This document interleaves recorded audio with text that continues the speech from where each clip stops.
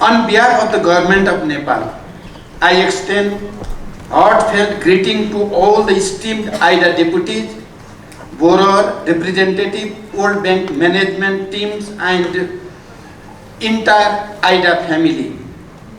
This gathering is not only a testament to our collective commitment to sustainable development, but also an acknowledgement of the challenges we are facing, particularly by ensuring much needed development finance to the recipient country for the next 3 years. Nepal has been an active IDA borrower for over 6 decades. At this point, I want to remind us that we are celebrating 60 years of IDA impact. This did not happen overnight. The impact is because you stayed with us over the course of our journey. During this period, IDA has been a major source of development finance for us and has delivered impact. With this support, Nepal has achieved significant outcomes in infrastructure building and social development in an overall sense. We highly appreciate the World Bank's support in rebuilding our country after the devastating earthquake of 2015. We would like to request you to continue the same moving forward. I agree that we have capacity constraint in a new federal context. Project execution performance is slowing and spending is low. We may need to restructure our policy framework, but policy change cannot take place overnight in a democratic system. That's why you are here to support us with patience to continue our development aspiration, to increase the speed and impact of IDA and to build a common hope. As our journey is far from complete, we require more resources to sustain and accelerate this process. I am deeply touched by the proposed focus areas of IDA 21, which align perfectly with our core priorities: human capital, environmental sustainability, poverty reduction, energy access, connectivity, and digitalization. Additionally, addressing gender, jobs, fragility, and private investment as key guiding areas of our development is crucial. I believe the IDA 21 policy package embodies a strategic, streamlined, and outcome-oriented approach to international development designed to maximize the impact of investment and support for client country. Distinguished delegates, for least developed countries like Nepal, constitutionality is critical. We are vulnerable to multiple crises, and there is a genuine risk that our hard-won development gains could be reversed. Climate change impacts have further increased our vulnerability. Nepal, despite contributing negligibly to global emissions, is disproportionately affected by the adverse effect of climate change. We are advocating for climate justice to compensate for the loss and damage incurred due to circumstances beyond our control. After having political stability, Nepal is now firmly on the path to economic development, harnessing its untapped potentials. Our strategic location between two of Asia's largest economies, our abundant hydropower resources, thriving tourism and agribusiness sector, and our young hard-working population are our key strength.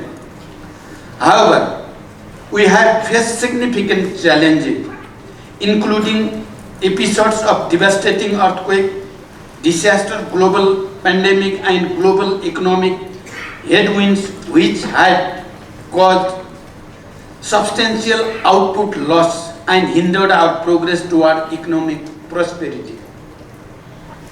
In order to ensure sustainable and resilient growth, We are adopting our homegrown green, resilient, inclusive development approach, prioritizing 10 key transition sectors and action to be accomplished over the next decade. Nepal's development priority and grid approach aligns with the World Bank Evolution Roadmap and Global Challenge programs. IDA's commitment to strengthening country-driven model will empower countries to take ownership of that development agenda, foster inclusive stakeholder engagement, and build robust institutions and systems. It is important to create a more equitable and resilient global development landscape by provisioning a programmatic and approach that allows implementation flexibility to the recipient countries. Realizing this fact, we wish to closely work with IDA and other stakeholders to streamline this approach in the IDA 21 cycle. Distinguished delegates, please allow me to recall that advanced economies reaped substantial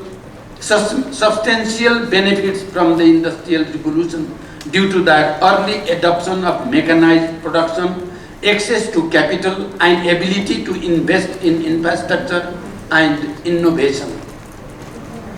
This period marked a dramatic increase in productivity, economic growth, and improvement in living standards. In contrast, mainly least developed countries were left behind, largely due to inadequate infrastructure, limited access to capital and technology, and political instability. These factors delayed their industrialization, technological advancement, and economic prosperity. I believe the time has come to address the development challenges of these countries who were left behind during the Industrial Revolution, to ensure global peace and shared prosperity. By fostering collaboration and providing equitable access to resources, technology, and investment, we can address historical disparities and promote inclusive growth, strengthening international partnership, enhancing capacity building, and supporting sustainable development initiative in those countries will not only uplift this nation but also contribute to global stability and economic resilience. Despite our concerted efforts to accelerate inclusive growth, we face fiscal constraint, deficit, and increasing debt servicing obligation, which create a substantial resource gap in financing our sustainable development goal. Nationally determined contribution and infrastructure development, our domestic resources alone are insufficient. Therefore, we aim to leverage private capital, attract foreign direct investment, generate additional employment opportunities, accelerate economic activity, and enhance domestic revenue mobilization while considering change on financing landscape after graduation from LDC status in 2026. Our priority must be investing in human capital, particularly in health and education, as well as developing quality and resilient infrastructure and transforming of the lives of our people.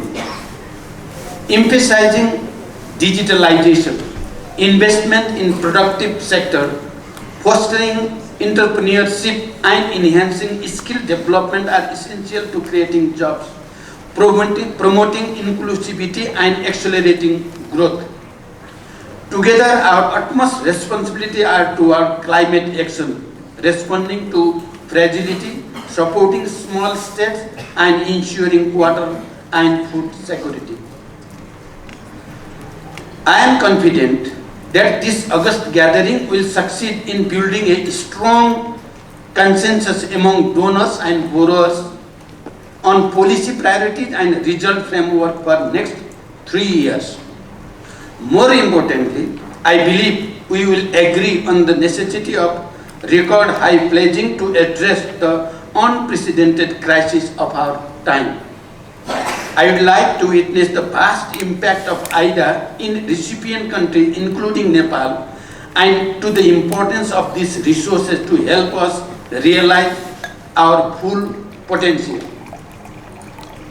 Before I conclude, I wish this meeting a grand success and hope you have a pleasant and memorable stay in Nepal.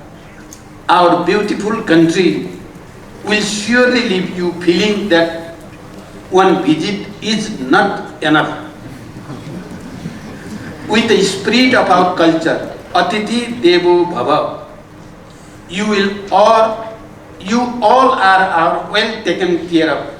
The government of Nepal is committed to providing all necessary support to ensure the success of this important event. Finally, I would like to express my sincere gratitude to the World Bank Group management and the IDA family for their trust in Nepal and long-standing cooperation in our development in New Year. Thank you very much for your attention.